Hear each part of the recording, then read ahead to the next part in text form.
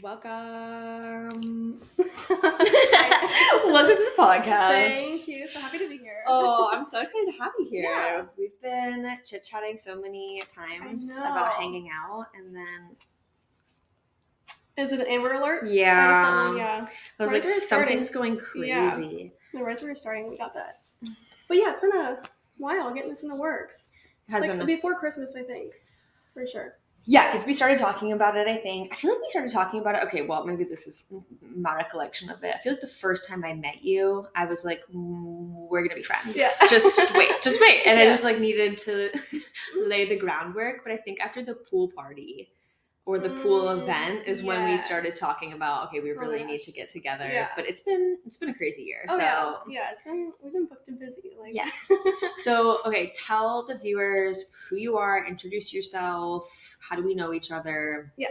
So I'm Kenna. Okay. And I work with the Chamber of Commerce. I'm from Indiana. I graduated college back in December 2021, and then I moved to Florida about a month after. So it's kind of crazy how it all happened. But just to kind of give backstory of why I moved down to Florida. So I have family. I love the ring. Sorry, I have ADHD. I'm distracted. Thank you. So I have family in Florida, and so I've always known the area. And so after college, I was like, I don't really know what I want to do, so I'm just gonna try Florida. So I just moved down here, worked out. And what do you do now? What job do you have? So I am the marketing events director for a chamber. The chamber. Yes. Okay, so love it. Mm-hmm. Let's start at the beginning. Yeah. I mean, the beginning-ish.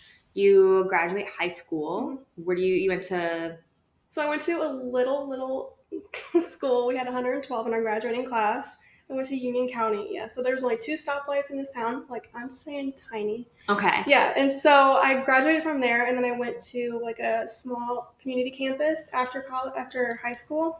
And then I was like, you know what? This isn't for me. So I'm going to transfer and went to the school I graduated from. So it's been a whole, it's weird how I got to where I am today. But, I mean, I appreciate the journey I've been on, but it's just weird how I got here. Okay, so we'll walk through it. So you did 2 different colleges. Mm-hmm. You started at, what was it called?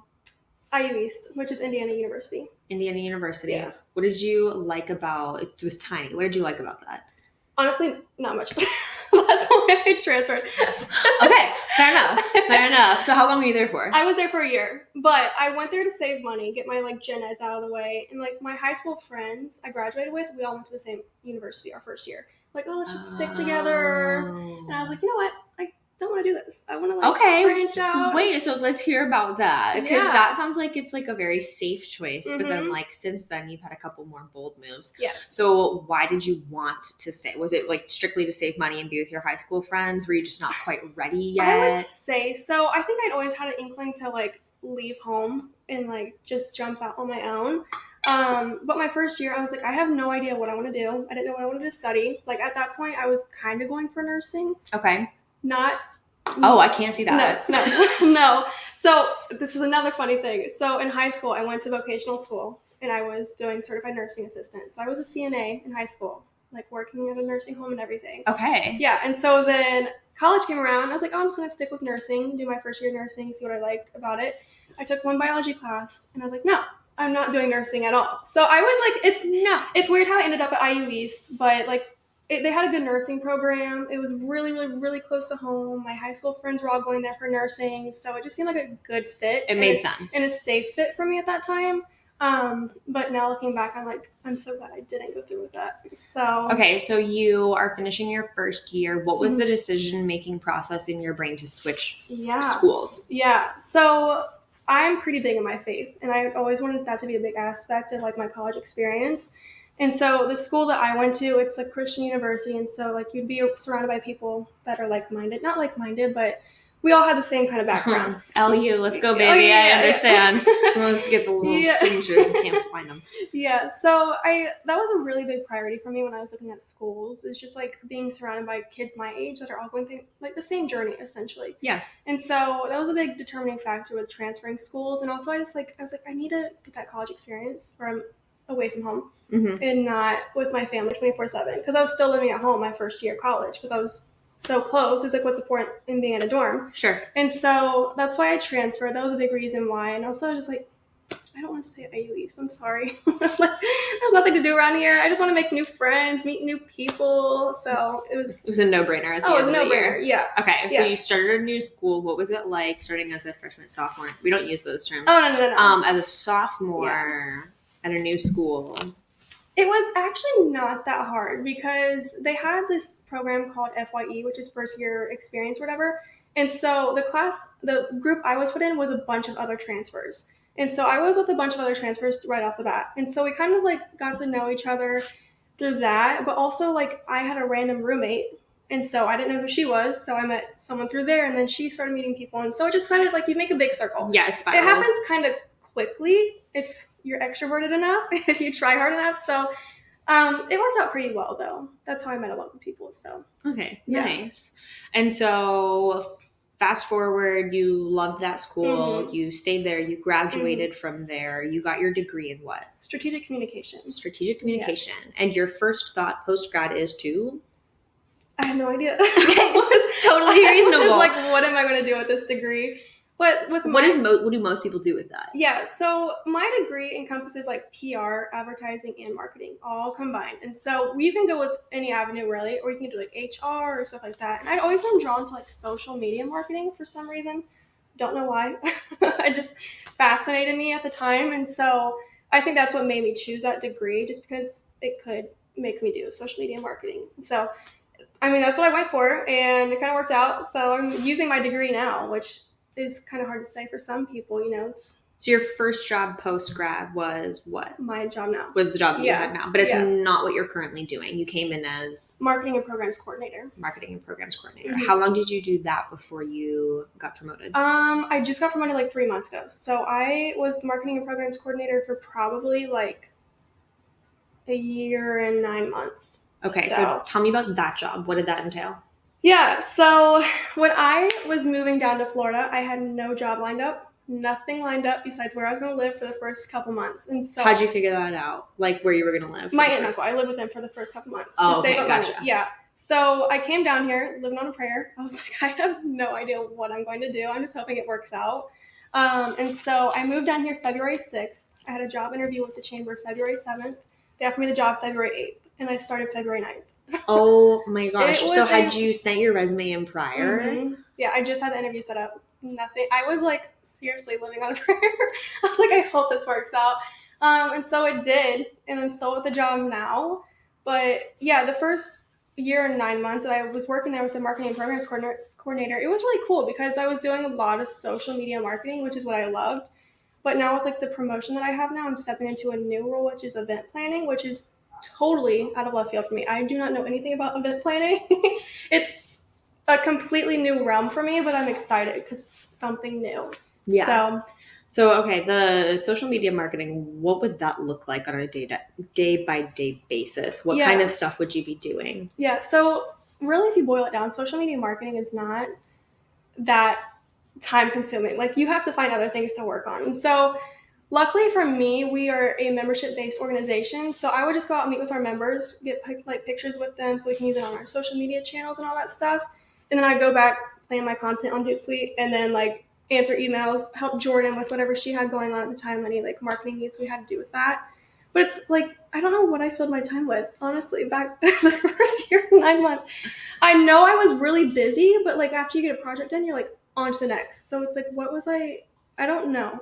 It's hard to say. Yeah, no, that's reasonable. I feel like specifically when you're in a smaller organization, like what you work in, there's so many things that have to happen and so few people to do them that it's like your job is your job, but there's also like 10 other side responsibilities that you're taking care of, and it's just like the to-do list and you check it off and you flip the page, and it's after I do my marketing stuff, I'm like, okay, now what can I like help out with other parts of the organization, like with events, with membership, with whatever else. So marketing was a primary part of it, but I was still having my hands in other pots. Okay, so let's talk about that for a minute. What was it like as a fresh, recent graduate to come in and say, I don't have enough, give me more work, give me more work, give me more work? Did you think that they responded well to that? Were they like, you sound entitled, like just stay in your lane? How did that work for you?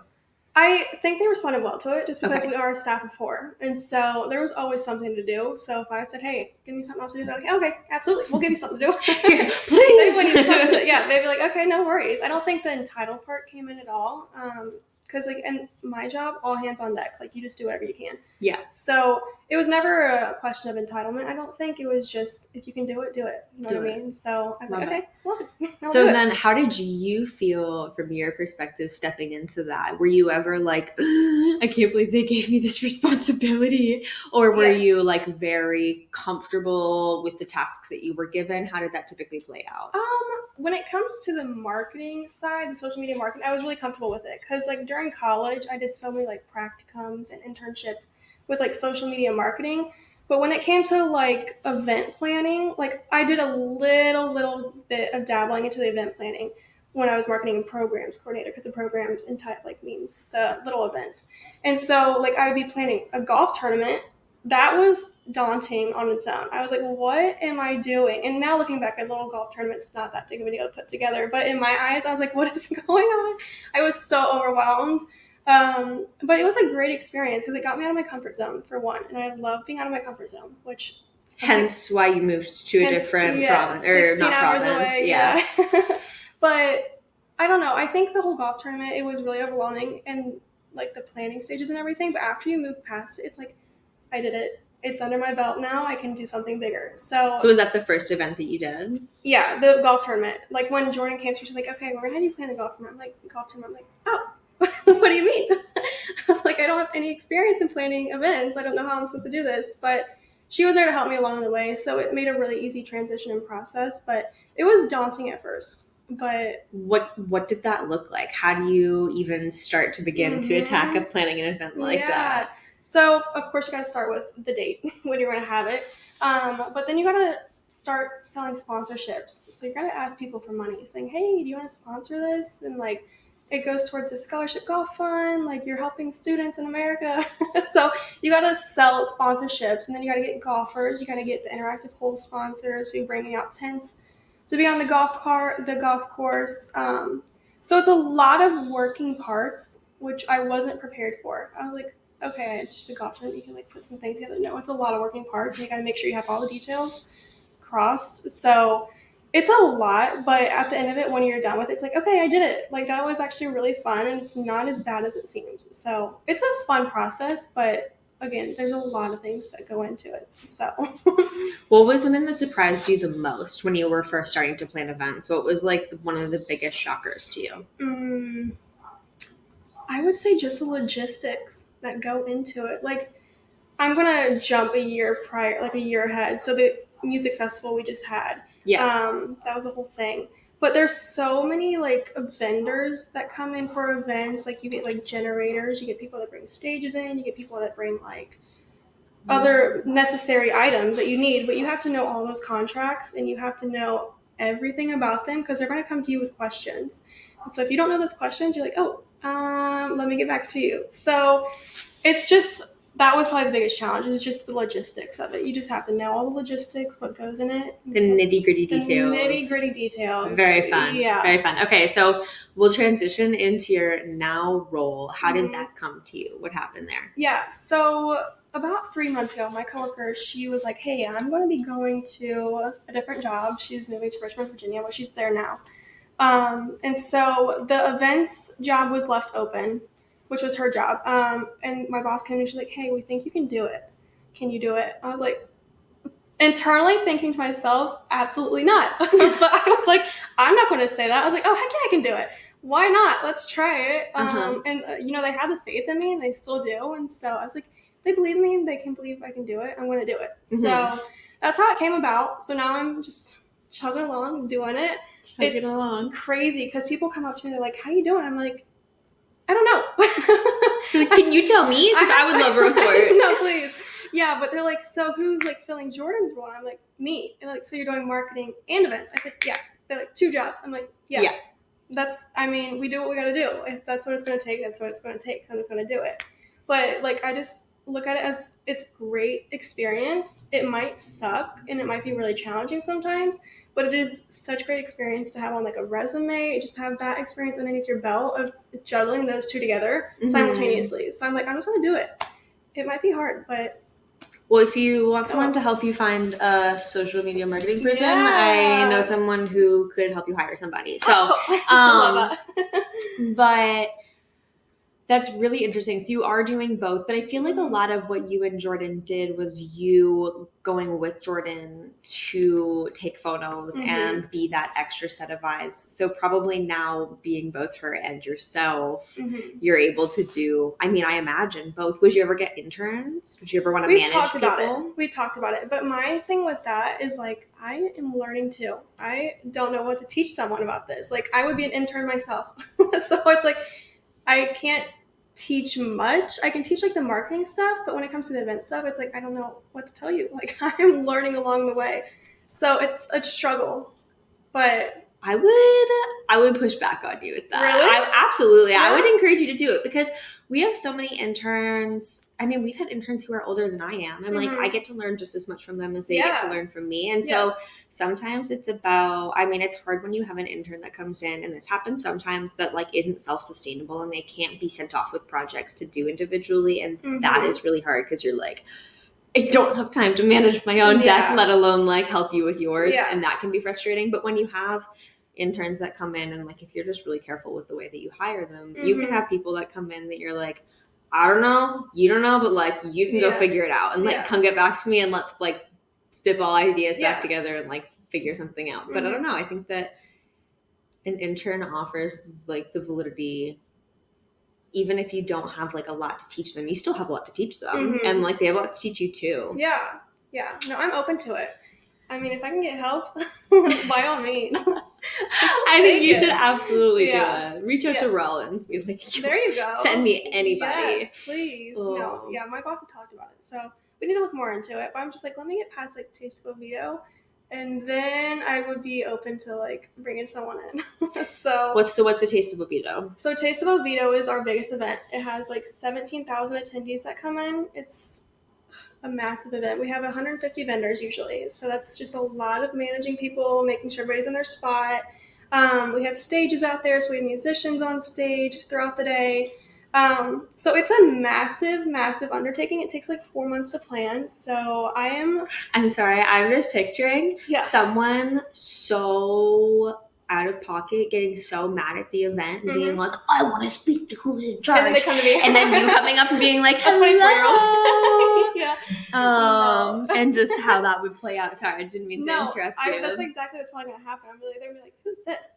Like, you're going to be like, I'm the boss, baby. Let's talk. I had something happen like that the other day. Like this lady came up, she's like, oh, I was like reaching out about, being a vendor at Taste. And someone said, no, you can't do it. I was like, who said that?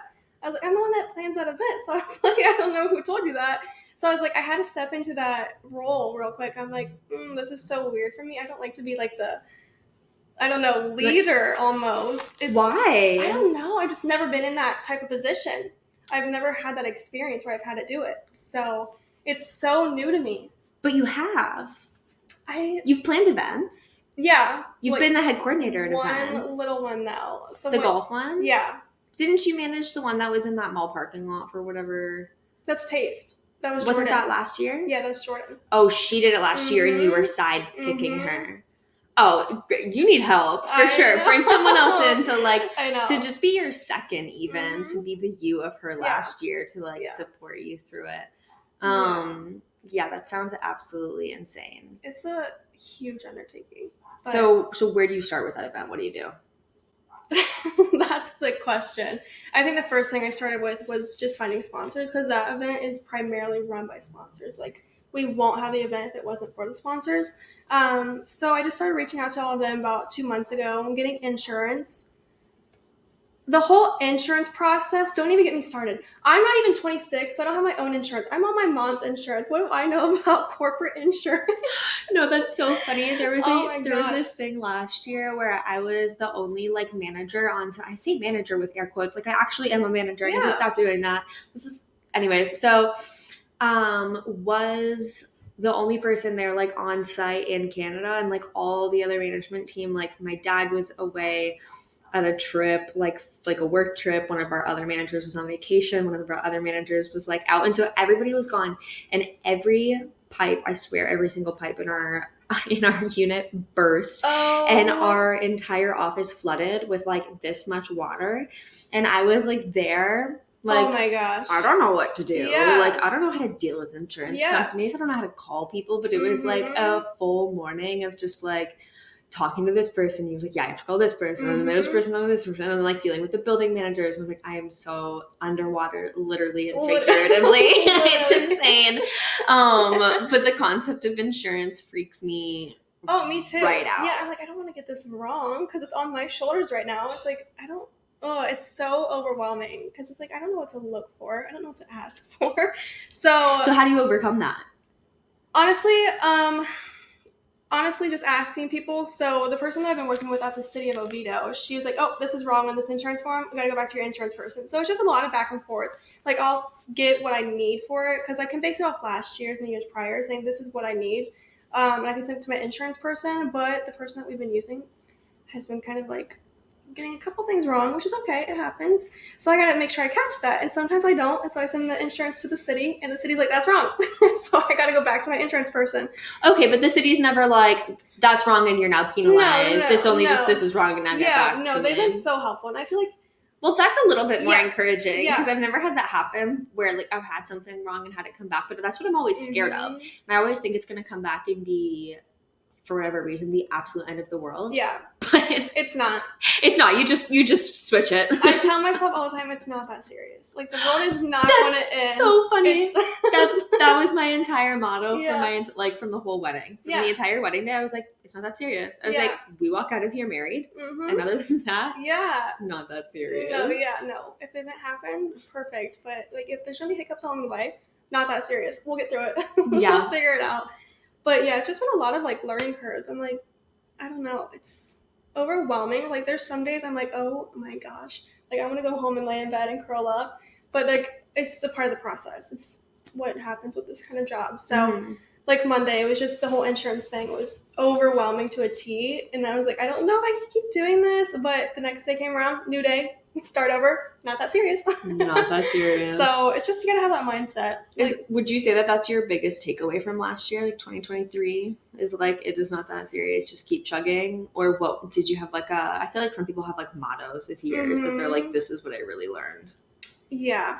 Or anything else that sticks out? I would say last year, just having more confidence. I don't know if that's a motto, but that's the biggest thing I learned. A mantra. Yeah, just confidence in myself with my job and like where I was at. Because like that whole transition with like my coworker leaving and me stepping in, it took a lot of hard conversations with like my boss and I, where I had to like step up and say some things, which is totally okay. And she was totally receptive and she's a great person.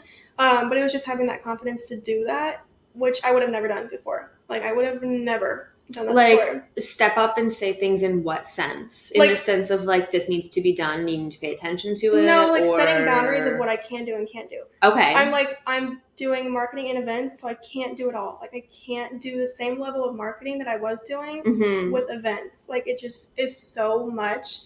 Like I'm going to have some people come in and help with like the directory, things like that.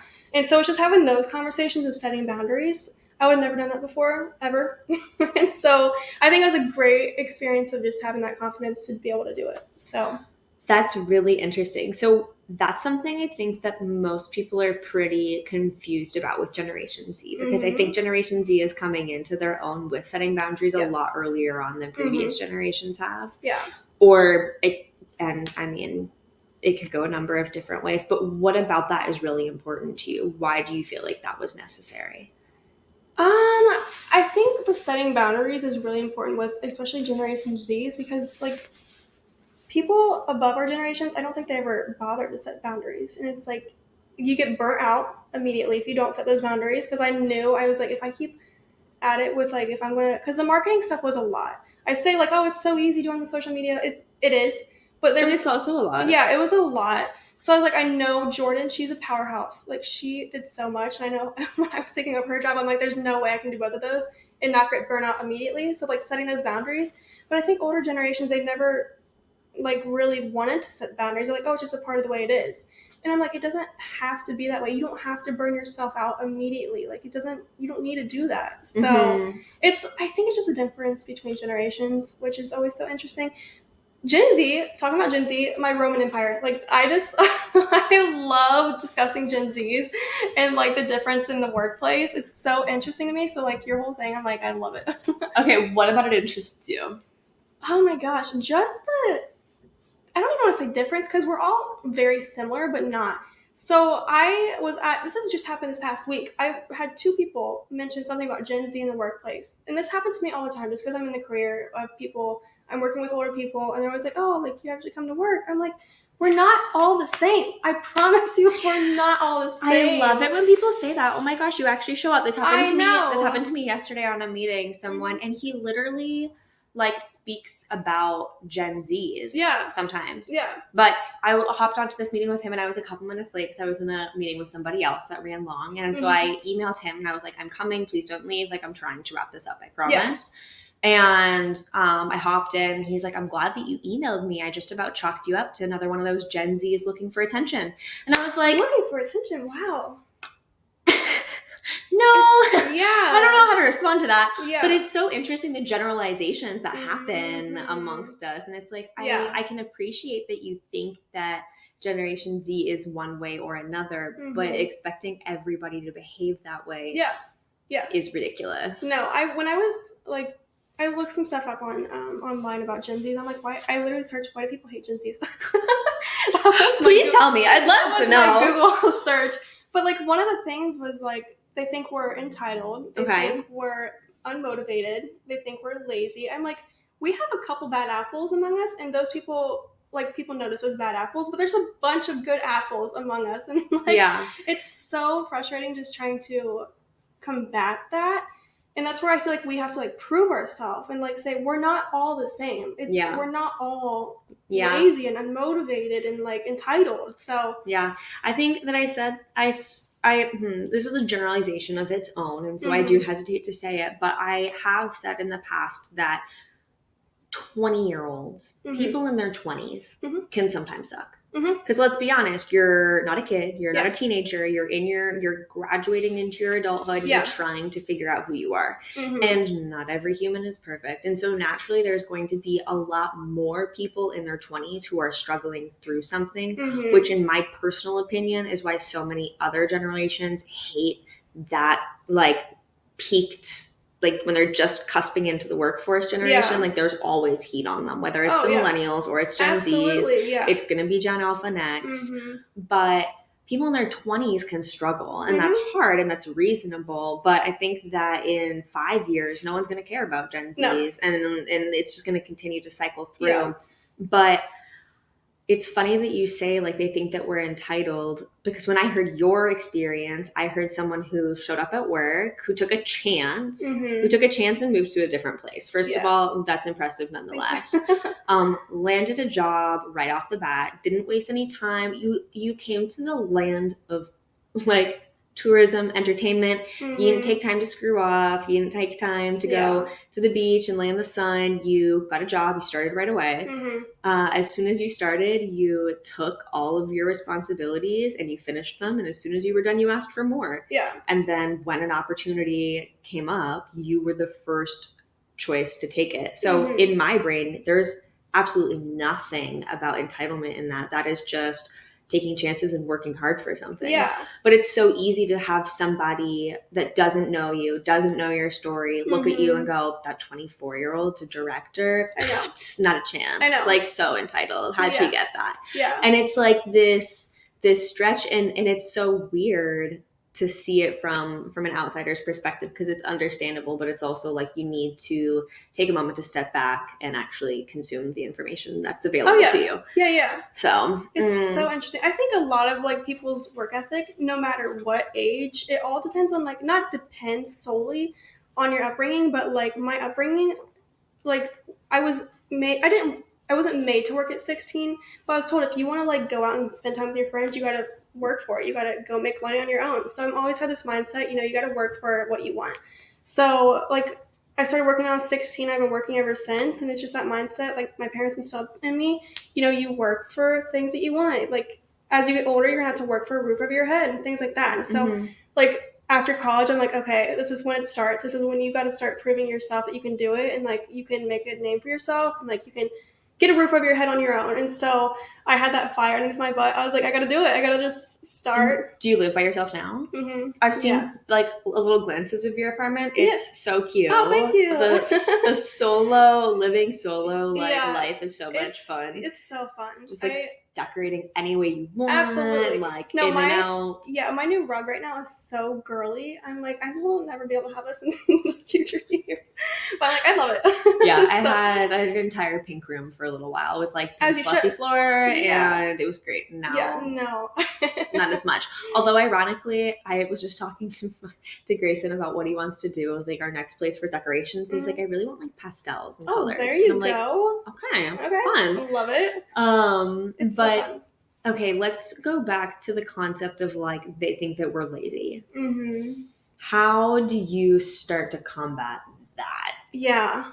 Oh my gosh, I don't know. I mean, I was talking to my mom about this whole thing before. I was talking to her a couple days ago, and I was like, you know, what do you think about Gen Zs? And she's like, well, in my experience, like they are lazy. They try to get out of work, and like they're always on their phone. My mom's a nurse, and I'm like, she's not in the career where you want to have lazy people around you.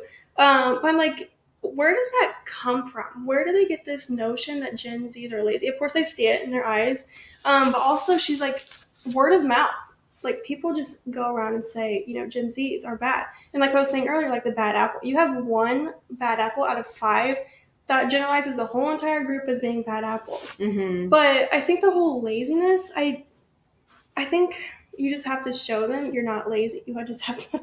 If you just show up. Yeah, you just show up and like you are on time and you do your work. And like I am not perfect. I get on my phone throughout the day. It's hard not to. I've had my phone in my hands since I was like 8. It's just a part of who we are.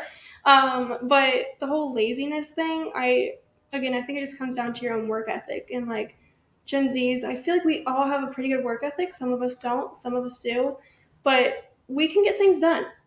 Yeah. We're not all lazy. What's your opinion on, because you're specifically in social media marketing, or were, but it's still part of your role. What's your opinion on having your phone on you at work? Yeah. Because some people love it. Some people are like, it doesn't matter. Like, listen to music, do whatever you want to do. Like, I don't care. And some people are like, put your phone away. I don't want to see it. I don't want to know what it looks like. I don't want to know what your tone sounds like. Yeah. Like, get it out. Yeah. No, luckily in my job, they're not super strict on having your phone out, but I think especially for my job with social media marketing, I have to be on my phone occasionally. Like I have to look through my pictures, upload photos to like Dropbox or something, and so they kind of understand like, oh, if Kenna's on her phone, like she's probably doing something work. But I don't want to use that as an excuse to get on TikTok or like just start watching TikTok randomly. But I've never really had someone make note of me being on my phone, but I think it is because the career I'm in. Yeah. If it was something different like nursing, absolutely not. Like when I was working in a nursing home, if you had your cell phone on you immediately, like you would get like in trouble. So it's just different in the careers that you're in.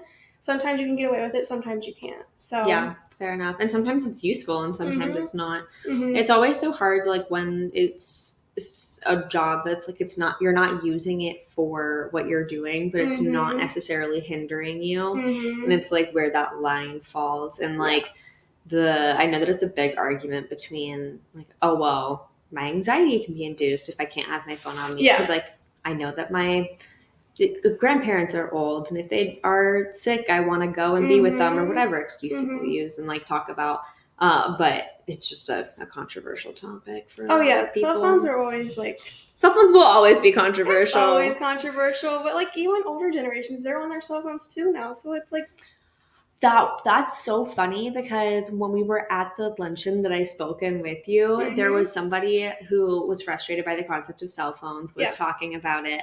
And then later he was called for an award and didn't hear it because he was on his cell phone. The irony. And I was just like, oh my God, that's sir, great. Sit down. Yeah. Oh man, but he was just like, no one can pay attention if they're on their cell phones. And I'm like, maybe this is your experience. So Anyways. Yeah, that's so funny. They always call us out for cell phones. It's like, you have a cell phone in your hand too. Like, yeah. you're on Facebook just as much as we are.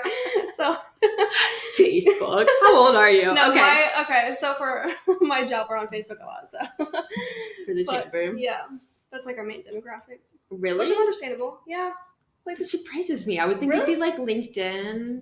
I mean, LinkedIn a little bit, but Instagram even for like Instagram's connecting too young. with people. I feel like, yeah, our main demographic is like older generations. Like, that makes a lot of sense. 30 up. So, and they're not going to be on Instagram.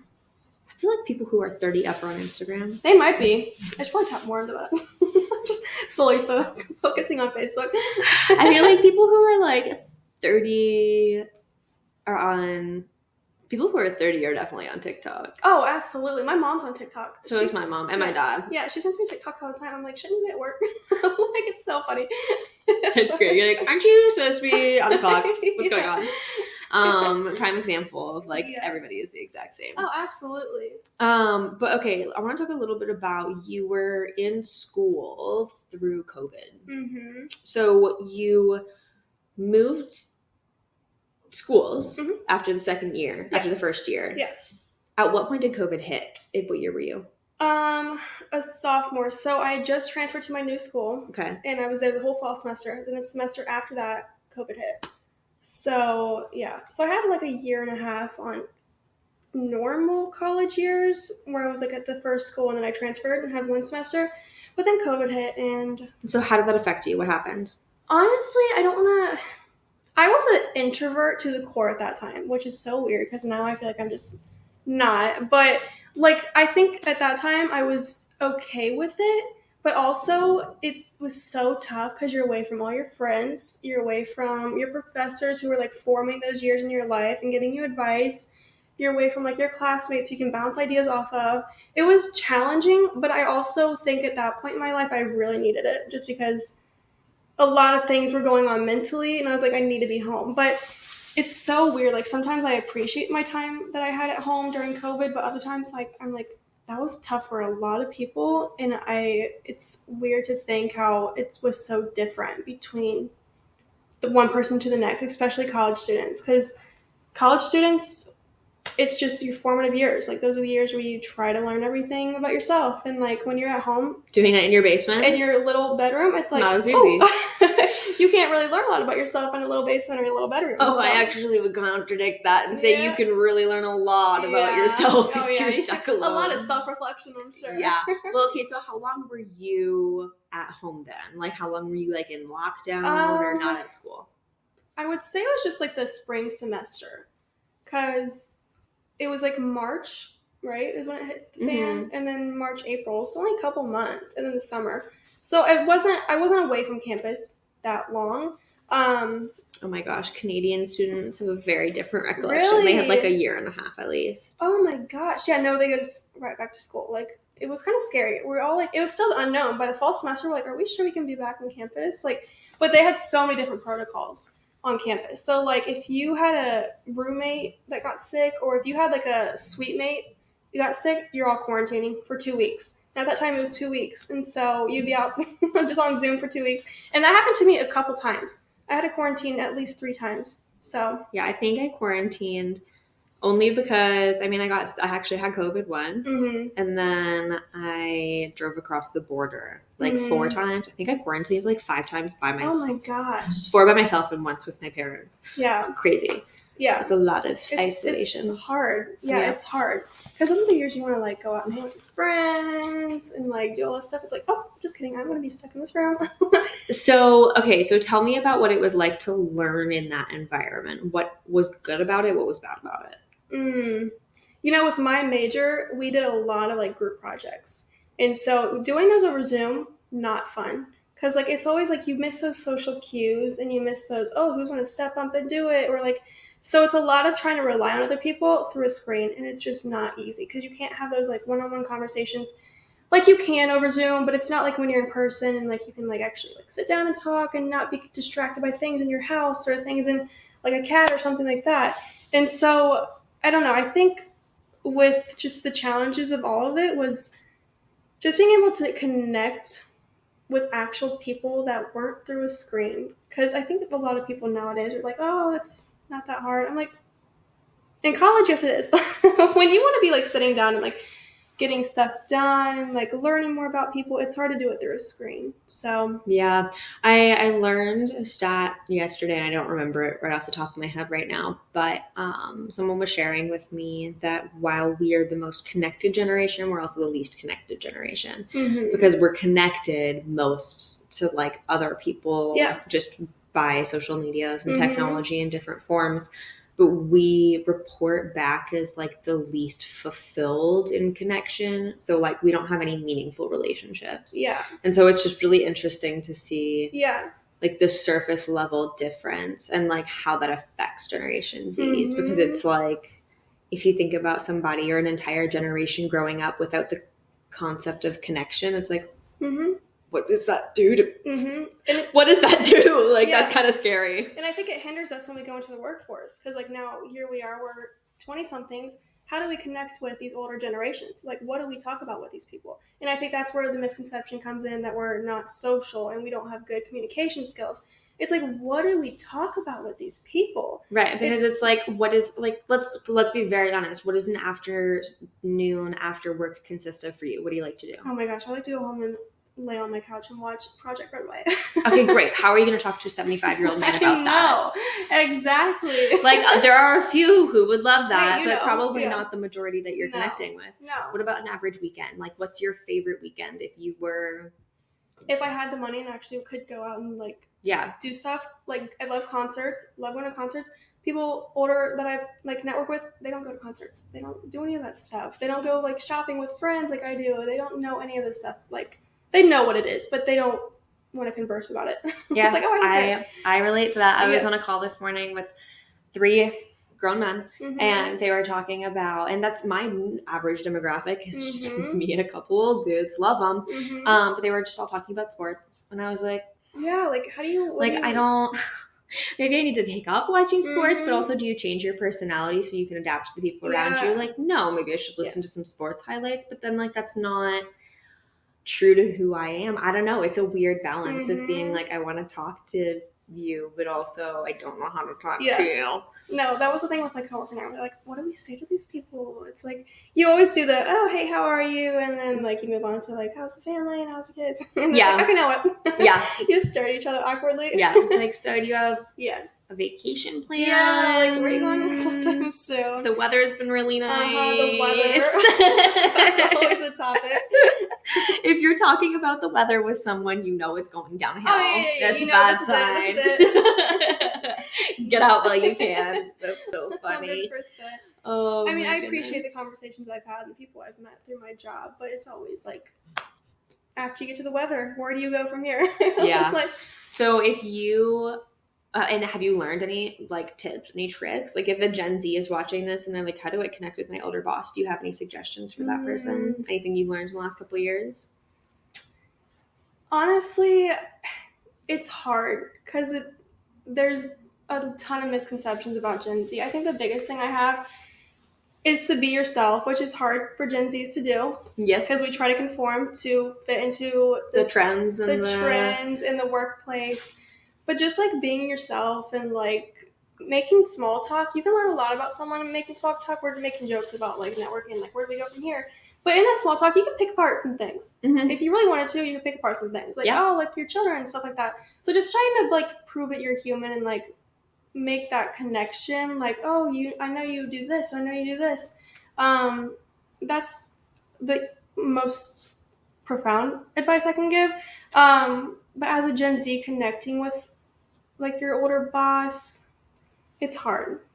It's hard, but it's doable. Like, just to show that you're human, and like you can find a lot of common ground in your work, which is kind of fun sometimes, kind of not fun, because it's like you don't want to make a connection with your work as a center.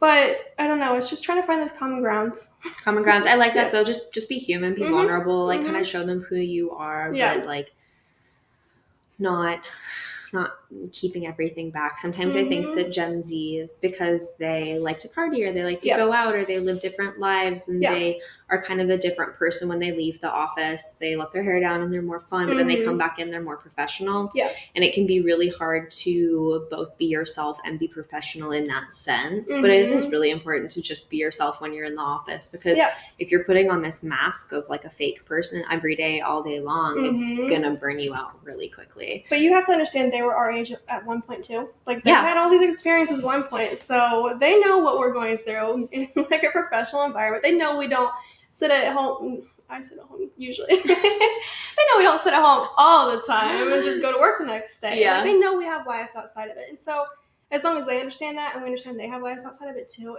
there's a common connection. It's not we're just work people that, know each other from this common place of an office. So I like that. And what about if you had one thing that you wanted to say to previous generations that like you would like them to understand about Gen Z? Is there anything that you would? We're not all the same. We're not all the same. We're not all the same. There's some good ones in us. So there's some people that you'll come across and you're like, oh, Gen Zs, they're all like terrible. Like the other day I had a lunch meeting and this lady, she is a great lady. Like I go to her for a lot of advice. And she just hired this girl recently. She's around our age. She's a Gen Z. And she's like, you and her are pretty same. You guys are like not like the other generation Zs. I'm like, why is that? Like, what do you mean we're the same, but we're different? Yeah, it's like, I think she means like our work ethic is the same. Yeah, no, I get it. It's like, but it's like if you just take a step back and think about it, it's like how many Gen Zs do you know? If the only two that you're really regularly collaborating with are great, maybe your perception is a little skewed. Yeah. I mean, I took it as a compliment, but I'm like, I promise Gen Zs are not these bad people that don't want to work and just sit on our phones all the time. Like, we're really not. We want to, like, make our way. We want to pay our bills because, we have to pay our bills. Yeah. We can't rely on our parents all the time. You know what I mean? So we have to work just as much as other people. So it's hard. It's hard to combat that. That's why I always feel like we have to prove ourselves, which, I mean, is good. It makes my work ethic a little bit stronger just because I'm like, oh, got to prove you wrong. I'm not like the other Gen Zs that you guys claim us to be. So I don't know. It's interesting. Yeah, I relate to that. I relate to the I'm gonna prove you wrong. I use it as motivation. Me too. Tell me I can't do it, and I will have to absolutely do it. I use it as motivation, which is ironic because they call us unmotivational. So it's like, okay, keep saying that. Just wait what happens. I know. Just wait and see. Yeah. Oh, that's so great. Well, thank you for coming. It looks really cloudy out there. We're talking about the weather, which means that it's time to wrap it up. That's it. But this was so much fun, and I am sure that everyone will enjoy. I'm excited.